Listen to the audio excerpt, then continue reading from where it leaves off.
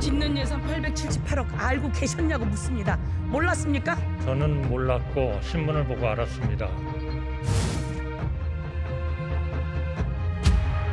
4달 정도 맡겼는데 손실이 났고요. 저희 집사람은 거기서 안 되겠다 해서 돈을 빼고 그 사람하고는 절연을 했습니다.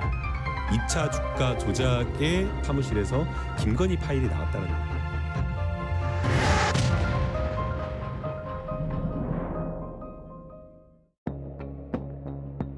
안녕하십니까. 지난 추석 때 기차로 고향에 다녀오신 분들 혹시 자리에서 이 잡지 보셨나요?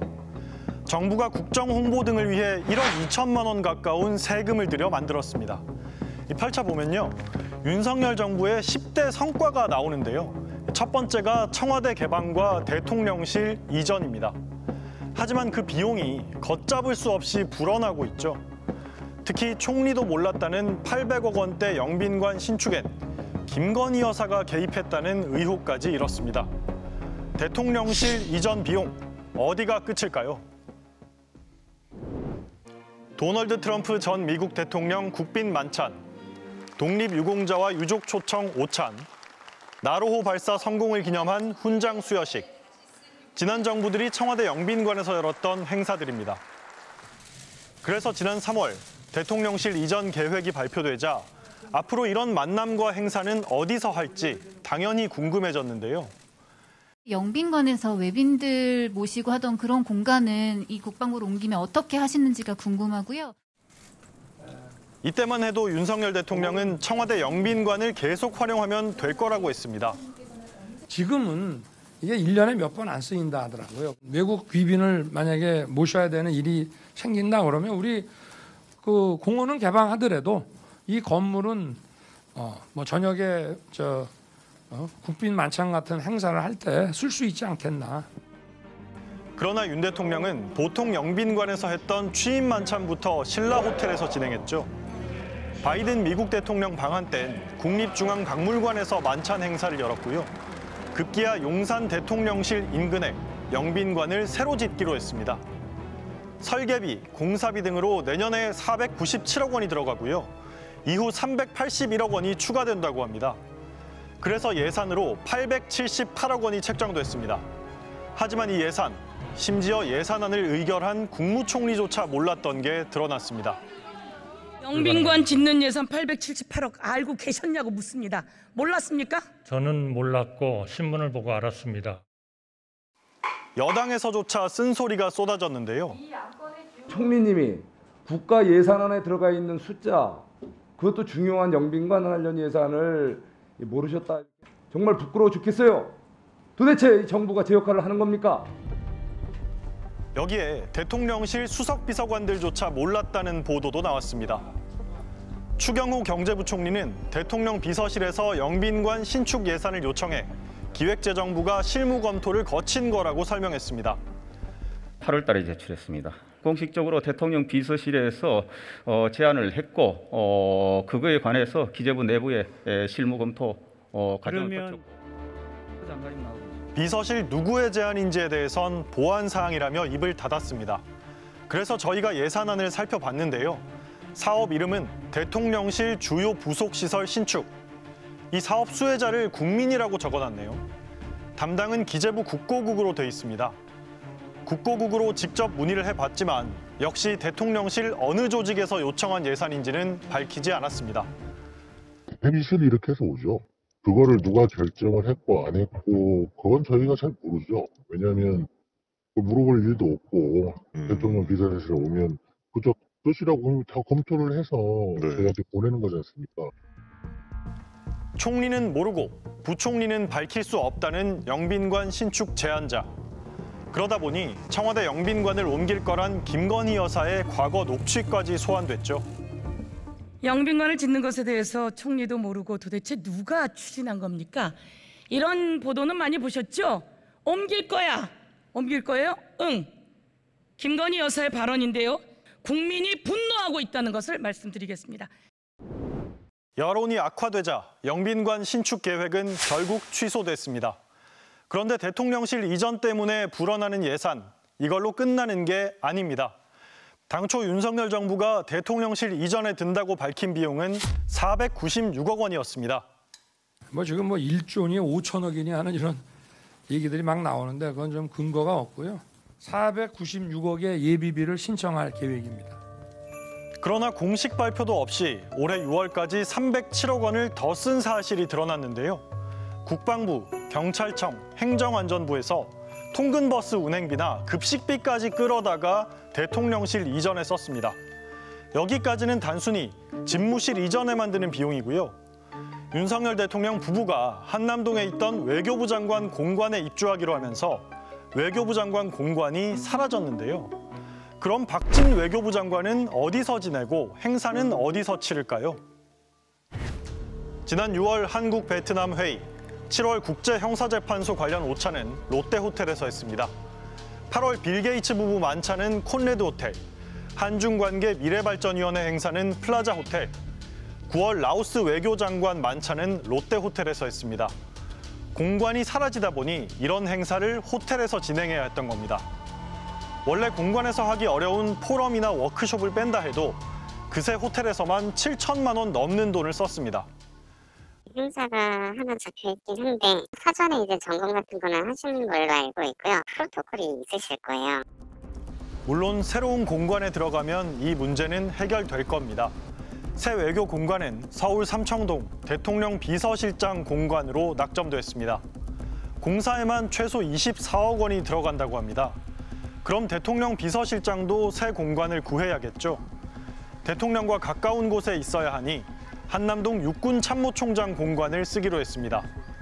경호처장 역시 한남동 해병대 사령관 공관에 들어가기로 했고요.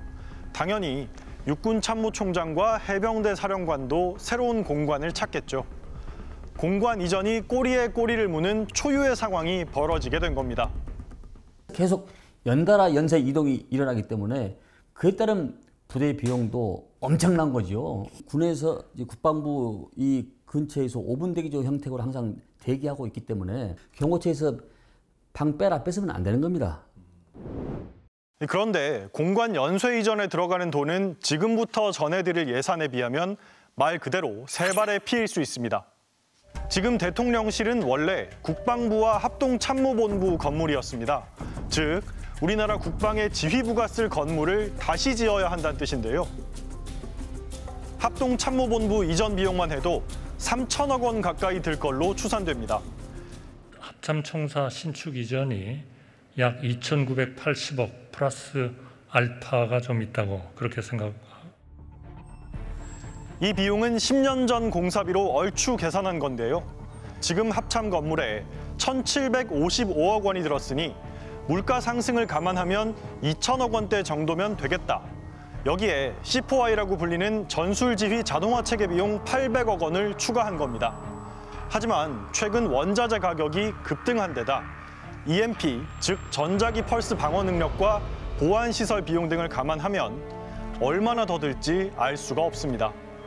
공관 등 각종 시설을 지으면 최종적으로 5천억 원 이상 들 거란 추정도 나옵니다. 그래서 국방부가 이전 비용이 얼마나 나올지 연구 용역을 맡겼는데요. 이 연구 비용만 1억 2,600만 원입니다. 지금까지 확인된 대통령실 용산 이전으로 인한 비용을 보면요. 대통령실 803억, 청와대 개방 465억, 합참 이전 2,981억, 외교부 장관 공관 24억 등등 해서 4,282억 원입니다. 496억 원이라더니 이미 8배를 훌쩍 넘었습니다. 여기서 끝나는 게 아닙니다. 국방부 직할부대를 재배치하고 합참의장 공관과 장교 관사도 짓겠죠. 그 이후엔 각종 이사 비용이 들 거고요. 미군 기지와 사이버 사령부 이전엔 얼마가 들지 추정하기조차 어렵습니다. 이러니 용산 이전 비용이 1조 원이 넘을 거란 얘기도 나오는 겁니다. 그나마 여기까지는 건물이나 시설을 짓고 옮기는 데 들어간 비용이었습니다. 지금부터는 스트레이트가 단독 확인한 내용인데요. 저희는 내년도 예산안을 취재하다 대통령 경호처 예산이 갑자기 껑충 뛴 걸 발견했습니다. 올해 예산은 970억 원 정도였는데 내년은 1,163억 원으로 약 20% 증가했습니다. 그런데 늘어난 이 비용 어디에 어떻게 쓸지 보니 수상한 점이 한두 가지가 아니었습니다. 앉아! 일어서! 용산공원 시범 개방 때 대통령실 앞뜰에 보였던 로봇 개입니다. 가격이 한 대당 2억 원에 달하는 최신 기종인데요. 바로 이 로봇 개가 경호처에 늘어나는 예산과 관련이 있었습니다. 용산 대통령실은 사방이 트여 있어서 경호에 대한 걱정이 컸는데요. 지금 경호 이 기술도 상당히 첨단화되어 있습니다. 그래서 국민들과 소통하고 국민 곁으로 다가가는데 불편함이 없도록 경호 체계도 좀 바꿔나갈 생각이고요. 그 해법으로 경호처가 들고 나온 게 인공지능 과학 경호입니다. 비밀스러운 업무가 원칙인 경호처가 지난 7월 이례적으로 보도자료까지 냈습니다. 민간 기업들이 보유한 인공지능과 로봇, 5G 통신망을 활용해 인공지능 과학 경호 경비 플랫폼을 구축하겠다는 내용이었습니다.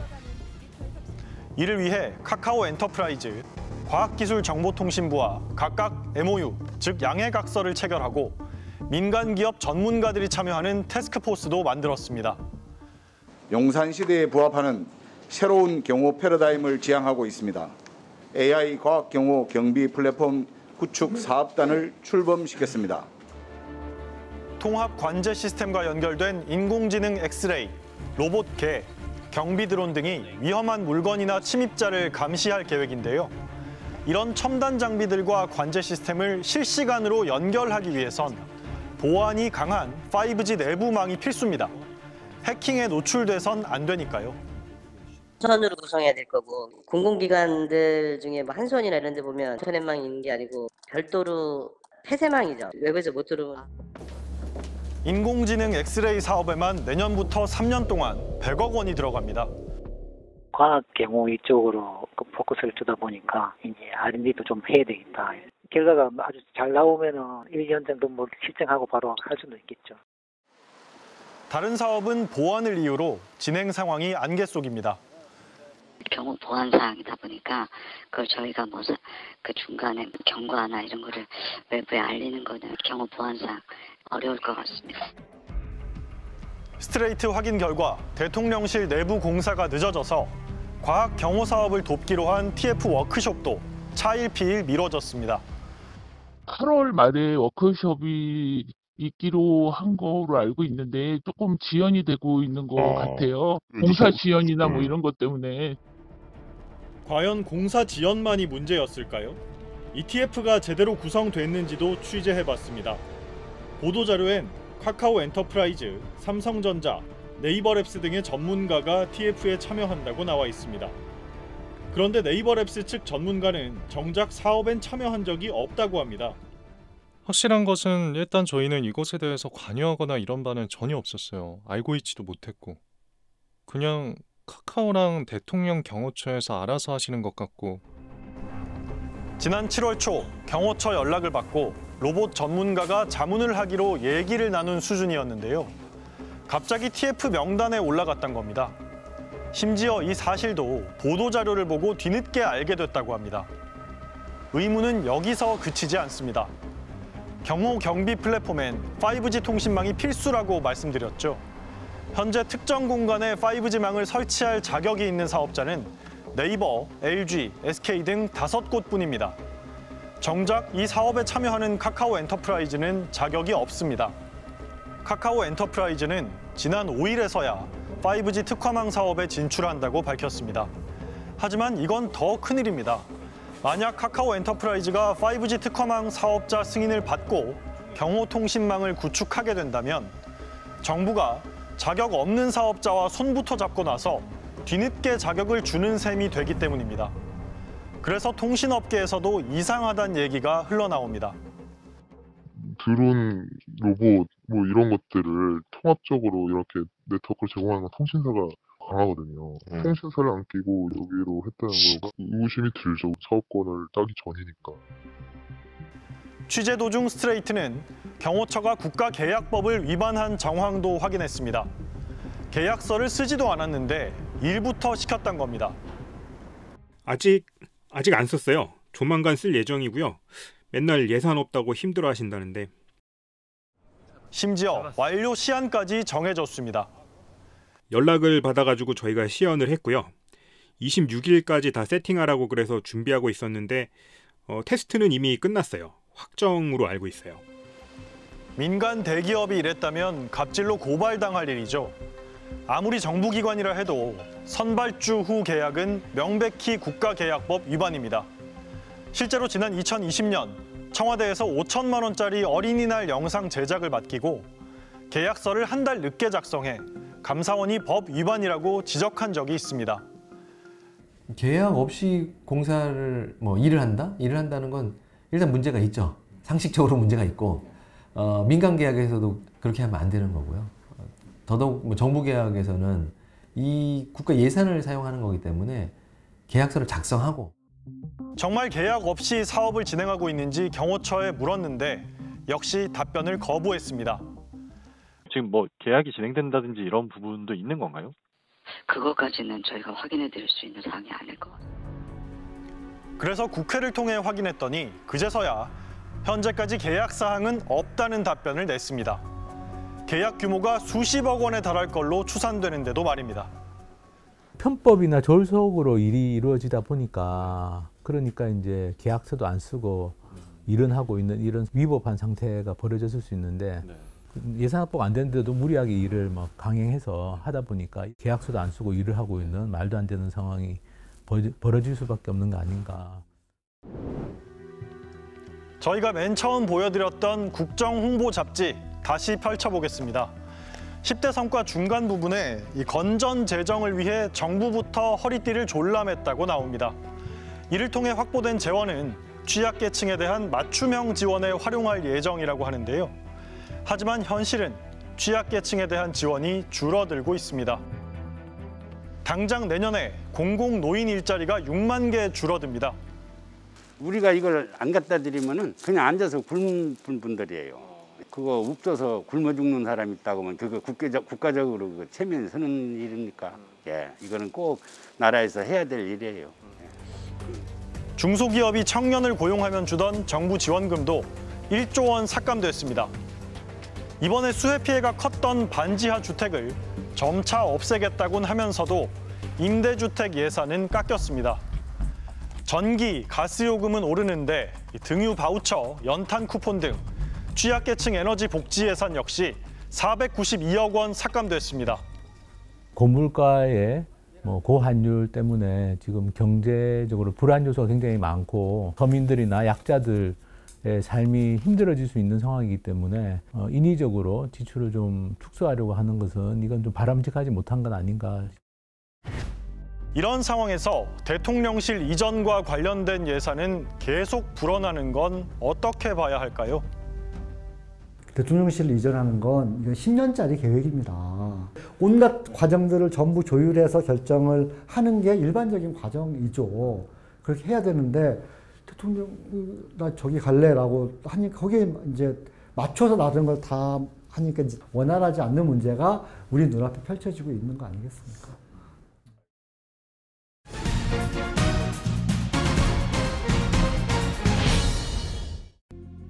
이달 초 민주당 의원 전원이 발의한 이른바 김건희 특검법. 특별검사를 세워 대통령 부인 김건희 여사의 각종 의혹을 규명하자는 겁니다. 대표적인 게 도이치모터스 주가 조작 사건입니다. 권오수 도이치전 회장 등 일당 10여 명은 이미 올해 초부터 재판이 진행 중인데요. 김건희 여사는 자금과 계좌들을 제공한 공범 의혹을 받고 있습니다. 이 사건이 고발된 게 재작년 4월이니까 검찰은 2년 넘도록 김 여사에 대해서만 처분을 미루고 있는 겁니다. 심지어 조사 한 번 제대로 이뤄지지 않았습니다. 그 사이 김 여사 측 해명들이 속속 거짓으로 드러나면서 의혹만 눈덩이처럼 커지고 있습니다. 지난해 대선 경선 후보 시절 윤석열 대통령은 김 여사의 주가 조작 연루 의혹을 거듭 부인했습니다. 골드만삭스 출신이라고 하니까 실력이 있어서 그런데 한 4달 정도 맡겼는데 손실이 났고요.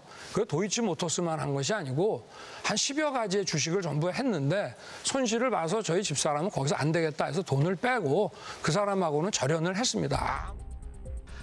김 여사가 투자를 한 건 맞지만 주식 거래를 누군가에게 일임했다. 즉 맡겼을 뿐이라는 건데요. 하지만 이 말 믿기 어려운 정황이 드러났죠. 검찰이 주가 조작 기간으로 판단한 지난 2010년 1월 12일. 이날 김건희 여사가 증권사 직원과 통화한 녹취록이 최근 재판에서 공개됐는데요. 여보세요? 네, 이사님. 저 입니다. 지금 2,375원이고요. 아래 위로 1,000주씩 걸려있고 지금 시가가 2,350원, 고가 2,385원, 저가가 2,310원 그 사이에 있습니다. 조금씩 사볼까요? 네, 그러시죠. 네, 그러면 2,400원까지는 급하게 하진 않고 조금씩 사고 중간에 문자를 보낼게요. 김건희 여사가 직접 증권사 직원과 통화하면서 주문을 승인하는 상황인데요. 실제로 김 여사가 도이치 주식 15만 5천 주, 3억 8천만 원어치를 산 이날 주가는 9% 넘게 올랐습니다. 이 녹취록에 대해 대통령실은 1인 매매 사실이 입증됐다고 해명했습니다. 그러나 이 녹취록 속 남성, 앞에서도 말씀드렸다시피 증권사 직원입니다. 김 여사가 주식 매매를 맡겼다던 그 골드만삭스 출신 조작 선수 이모 씨가 아닙니다.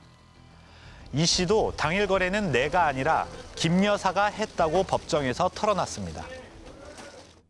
1월 10일 김건희 씨가 담당자와 통화한 내용 보셨죠? 증인이 주문한 게 아니라 김건희 씨가 한 거죠? 네. 김건희 여사는 바로 다음 날에도 10만 주, 2억 5천만 원어치를 사들였습니다. 역시 김 여사가 최종 승인했는데요. 그런데 이날부터는 주가 조작 선수 이 씨가 매수 주문에 관여합니다. 네, 이사님. 저 입니다. 네네. 오늘도 도이치모터스 살게요. 2,500원까지. 아, 전화 왔어요? 왔어요. 사라고 하던가요? 그럼 좀 사세요. 그럼 어제처럼 천천히 사겠습니다. 전화로 주식을 사라고 했다는 사람은 바로 주가 조작 선수 이 씨. 1월 13일 거래는 증인이 한 건가요? 네. 그러니까 김 여사가 주가 조작 선수 이 씨의 말을 듣고 거래 승인을 했다는 뜻입니다. 김 여사는 이 당시 7거래일 동안 도이치모터스 주식 18억 3천만 원어치를 사들였는데요. 하루 평균 2억 6천만 원으로 도이치모터스 주식의 하루 전체 거래 대금과 맞먹는 양입니다. 검찰은 이 거래 모두 주가 조작으로 의심하고 있습니다. 근데 당시에 도이치모터스 1거래량이 3억 4억 막 이래요. 그러니까 도이치모터스 거래량 대비 굉장히 큰 돈을 사는 거예요. 윤 대통령 측은 김 여사가 투자를 맡겼다가 선수 이 씨와 절연했다고 했죠. 일임한 기간은 2010년 1월부터 5월까지 넉 달간이었다고 합니다. 그런데 이 말도 사실이 아닌 것으로 보입니다. 5월 이후의 통화 녹취록에서도 선수 이 씨와 관계를 맺고 있던 정황이 발견됐습니다. 저하고 이 씨 제외하고는 거래를 못하게 하세요. 이 씨와는 연을 끊었다고 했는데 오히려 이 사람하고만 거래 권한을 공유하겠다고 한 겁니다. 이처럼 거짓으로 의심되는 해명 또 있습니다. 검찰은 도이치 사건의 전체 주가 조작 기간을 3년으로 파악했는데요. 2009년 12월부터 2010년 8월까지를 1차, 그 다음 달부터 2012년 12월까지를 2차, 이렇게 두 시기로 분류했습니다. 1차 때는 김 여사가 주식을 사들이기만 한 걸로 드러나 있죠. 2차 시기엔 김 여사가 직접 주식을 팔아치우기만 했다. 이게 당초 윤 대통령 측 주장이었는데요. 하지만 검찰은 주가 조작이 이루어진 투자 자문사에서 수상한 엑셀 파일을 확보했습니다. 파일명은 김건희. 김 여사 증권 계좌의 인출 내역과 잔고, 주식 수량 등이 정리돼 있었는데 작성 날짜가 2011년 1월 13일. 2차 시기인 이때도 주가 조작 일당이 김 여사 계좌를 관리하고 있었던 것으로 보입니다. 김 여사가 자신의 주식을 잘못 팔았다며 조작 선수에게 화를 낸 적이 있다. 이런 증언도 나왔습니다.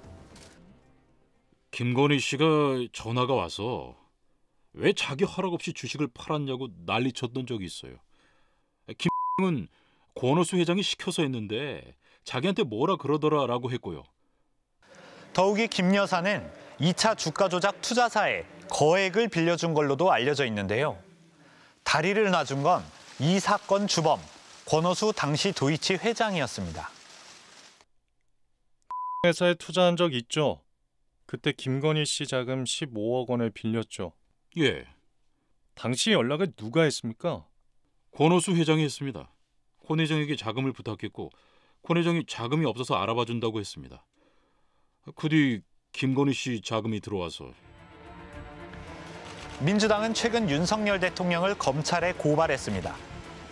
대선 당시 김 여사 관련 해명들이 거짓이라 공직선거법을 위반했다는 겁니다. 이에 대해 윤 대통령은 입장을 유보했습니다. 제가 뭐 제 문제나 이런 걸 가지고 신경 쓸 그럴 상황은 아닌 것 같고 나중에 뭐 적절하게 하겠습니다. 네. 윤 대통령 측의 해명과 별개로 지금부터는 김 여사의 거래 정황을 들여다보겠습니다. 공범으로 처벌이 될지 말지 이걸 판단할 쟁점은요. 간단히 말해 김 여사가 주가 조작 사실을 알았냐 몰랐냐 이겁니다. 해명들이 잇따라 거짓말 논란에 휩싸여도 윤 대통령 측이나 여당은 여전히 이 지점에서 자신감을 보이고 있는데요. 하지만 당시 김 여사의 거래 내역을 보면 의심 가는 대목 한두 곳이 아닙니다. 1차 조작 시기인 2010년 5월 20일 김 여사는 신한증권에 있던 주식을 모두 동부증권으로 옮겼다고 했습니다. 단순히 주식을 이체한 걸로 보이지만 전문가들은 이 대목도 의심스럽다고 합니다. 김 여사처럼 주가를 요동치게 할 정도의 거액을 거래하는 큰손, 주식시장에서 주포라고 부르는데요. 투자자들은 주포가 주식을 사고 파는지 예의주시합니다. 주포가 주식을 팔고 나가는 게 확인되면 주가가 크게 떨어지기 때문입니다. 잠깐 증권사의 주식 매매 프로그램을 볼까요? 모든 종목마다 이렇게 매도, 매수, 상위 증권사 이름과 각각의 거래량이 표시됩니다. 만약 주포인 김 여사가 주식을 팔았다면 매도 상위 증권사의 신한증권이 뜨고 매도량이 급증할 겁니다. 하지만 주포가 다른 증권사로 주식을 옮기면 남들은 이걸 알 수가 없는데요. 일반 투자자들이 신한증권 계좌에 주목하는 사이 주포가 새로 옮겨간 증권사에서 조금씩 주식을 팔아도 그냥 전체 거래량이 늘어난 것처럼 보입니다. 전형적인 눈속임 수법이라고 합니다. 주가 조작을 할 때는 가격도 중요하지만 거래량도 중요해요. 거래량이 어느 정도 실려야 사람들이 따라 들어오거든요. 이거는 일반인들이 절대 그렇게 할 이유가 없거든요. 그 거래량을 만들기 위해서. 나중에 김 여사의 계좌는 6개로 불어났고 모두 조작에 활용된 걸로 검찰 수사 결과 드러났는데요. 대선 후보 시절 윤 대통령 캠프는 신한증권 계좌 하나만 공개해 의문을 키우기도 했습니다.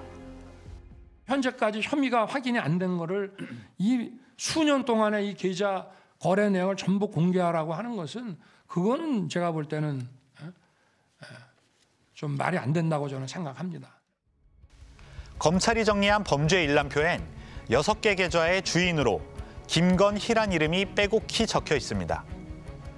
주가 조작을 몰랐다는 김 여사는 왜 이렇게 많은 계좌가 필요했던 걸까요? 검찰이 확인한 김 여사의 수상한 거래 내역은 모두 284건, 1, 2차 시기에 걸쳐 있습니다. 고가 매수와 허위 매수, 통장 거래 같은 전형적인 주가 조작 수법이 다 쓰였는데요. 시장에서 체결되고 있는 가격보다 계속 비싸게 주문하는 고가 매수는 113건, 거래량이 많은 것처럼 조작하려고 특정인과 물량을 주고받는 통정 거래도 106건이나 됐습니다. 자기가 주식 걸어놓고 자기가 파는 거예요. 혼자 하면 자기 매매인 거고 둘이 짜고 하면 통정 매매인 거예요. 일반인들은 이거 거래 수수료 나가고 증권거래세 내야 되거든요. 절대 이 거래를 안 하거든요. 특히 2차 조작 시기엔 윤 대통령의 장모이자 김 여사 자신의 어머니인 최모 씨와의 통정 거래도 확인됐는데요. 어머니가 내놓은 주식 6만 2천여 주를 불과 32초 만에 김 여사가 그대로 매수한 겁니다. 보통 이 정도의 이상 거래라면 계좌주인 김 여사에게 증권사의 경고가 날아들었을 거라고 합니다. 수상한 거래 정황을 김 여사가 모를 수 없다는 뜻이겠죠. 김 여사와 함께 돈을 댄 전주 양모 씨는 실제로 고가 매수를 반복하고 있다며 증권사의 경고를 받은 것으로 확인됐는데요. 김건희 여사의 통장이 범죄의 도구로 이용됐다라는 점도 밝혀져 있기 때문에 주범들과의 어떤 공모 관계에서 이루어진 것인지 아니면 방조범의 차원에서 도움을 준 것인지 아니면 아무런 관련이 없어 무죄인지는 아마 쉽게 수사할 수 있는 내용입니다. 왜 아직도 그 부분에 대해서 조사를 시작하고 있지 않는지 국민적 의혹을 사고 있는 것입니다. 또 다른 의혹도 있습니다. 김건희 여사는 2차 조작 시기인 지난 2010년 말부터 2011년 초까지 서울대 인문대 최고 지도자 인문학 과정을 수료했는데요. 당시 원우수첩엔 김 여사가 현 도이치모터스 제품 및 디자인 전략팀 이사라고 적혀 있습니다. 앞에서 본 녹취록에서도 증권사 직원이 김 여사를 이사님이라고 불렀죠. 네, 이사님, 저 입니다. 네네. 이 때문에 당시 미공개 정보를 이용한 내부자 거래 가능성도 제기되고 있습니다.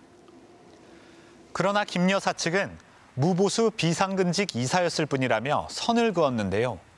대법원 판례라든지 아니면 내부자 범위를 상근하든지 안 하든지 그걸 구분 안 하고 있거든요. 미공개 정보를 이용했느냐 이게 더 관건인데 도이치모터스 회장의 소개로 이 선수를 통해서 주식을 사게 된 거란 말이에요. 충분히 내부 정보를 이용할 수 있는. 도이치모터스 주가 조작 사건은 지난 2019년 어느 경찰관이 제보한 내사 보고서를 통해 알려졌습니다. 권오수 회장이 전화해서 학동사거리로 나갔는데 그 자리에 김건희 씨가 있었습니다. 권 회장은 회사가 좋아질 것이라고 말했고 김건희 씨가 그렇게 회사가 좋아지면 회사 주식을 사야 되는 것 아니냐. 신한투자증권에 돈이 10억 원 정도 있는데 그걸로 주식을 사봐야겠다라면서 저한테 주문을 내달라고 했습니다. 주범 권오수 당시 회장과 주가 조작 선수 등 5명이 구속되는 등 모두 14명이 재판에 넘겨졌습니다. 하지만 검찰은 김 여사를 피의자 신분으로 입건하고도 한 차례도 부르지 않았습니다.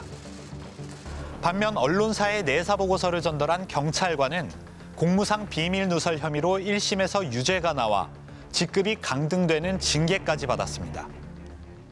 정치적으로 예민하고 문제가 많이 되고 쟁점이 되는 수사일수록 더 눈치 볼 거 없이 엄정하게 수사해가지고 국민적인 의혹들이 해소가 되면 좋은데 어찌 보면 정치적으로 민감하지 않은 주제는 참 수사를 잘 되는 것 같고요. 어찌 보면은요. 자, 김건희 여사는 이 사건에서 자금을 댄 일종의 전주 역할이죠. 주가 조작 사건에서 이 전주를 처벌하기가 쉽지 않은 것도 현실입니다. 범죄를 공모했는지 아니면 최소한 공범들의 조작 의도를 알았는지 입증해야 하기 때문입니다. 그래서 저희는 비슷한 사건의 판례를 찾아봤는데요. 범행을 줄곧 부인한 전주 역시 처벌이 가능했습니다. 지난 2007년 유죄가 확정된 김모 씨 등 일당 5명. 이들은 도이치모터스처럼 시가총액이 적은 기업 3개를 고른 뒤 주가를 조작해 1,000억 원을 챙겼습니다. 고가 매수와 허수 매수, 통정 거래 등 수법도 도이치 사건과 똑같았는데요. 모두 징역형에 수억 원대 벌금형을 받았고 전주 8명도 징역 2년 6개월에 집행유예 3년, 최대 2억 원의 벌금형이 선고됐습니다. 이 전주들은 주가 조작을 전혀 몰랐다고 주장했지만 법원은 받아들이지 않았습니다. 재판부는 증권사 투자 상담사가 아닌 개인에게 증권 계좌 운용을 맡긴 점, 또 수상한 거래로 증권사의 경고를 받은 점 등으로 미뤄 주가 조작을 알았을 거라고 판단했습니다. 범행을 부인한 조작 선수 일부에 대해서도 대법원은 미필적으로나마 주가 조작 범행을 인식했고 범행에 가담할 의사도 있었다고 최종 판결했습니다. 주가 조작에 가담한 전주가 비록 그 범행을 부인했다 하더라도 징표만을 갖고도 충분히 주가 조작을 알았을 미필적 고의가 있다라고 해서 유죄를 내린 판결입니다. 이번에 김건희 씨 주가 조작 거래를 보면 전주의 특성과 함께 시세 조정을 하는 그런 특성 모두를 갖고 있습니다. 그래서 이건 반드시 수사되어서 기소되면 충분히 유죄가 나올 사안이라고 판단합니다. 실제로 도이치 사건에서도 전주 한 명이 재판에 넘겨져 있는데요. 당사자는 혐의를 부인하고 있지만 검찰은 그가 고가 매수 같은 시세 조정 주문을 한 것으로 판단했습니다. 도이치모터스 사건은 이제 처벌 가능한 시간이 얼마 남지 않았습니다. 공소시효가 오는 12월, 석 달 앞으로 다가온 겁니다. 따라서 검찰이 시간만 끌다가 수사를 흐지부지 끝낼 거란 우려가 나옵니다. 스트레이트는 검찰에 김 여사에 대한 수사를 언제까지 할 건지, 또 공소시효는 어느 시점에 만료되는지 물어봤는데요. 검찰은 김건희 여사 처분에 대해선 수사 중인 사항이라 답변할 수 없다고 했습니다. 다만 재판 중인 다른 피고인들과의 공범 관계가 인정될 경우 이들의 확정 판결 때까지 김 여사의 공소시효는 정지된다고 설명했습니다. 김 여사가 공범으로 인정된다면 시간을 더 벌 순 있지만 검찰이 김 여사를 무혐의 처분할 경우 12월 안에 결론을 내야 하는 겁니다. 지난해 말 검찰은 도이치 주가 조작 관련자 10여 명을 기소하면서 국민적 의혹이 있는 주요 인물, 즉 김건희 여사의 가담 여부는 계속 수사하겠다고 밝힌 바 있는데요. 그 뒤 한동훈 법무장관은 취임하자마자 증권범죄 합동수사단까지 부활시키며 시세조정 등 금융증권범죄를 엄단하겠다고 했죠. 하지만 피의자 신분의 김건희 여사는 수사 2년 반이 다 되도록 왜 처분이 늦어지는 건지 궁금증만 커져가고 있습니다.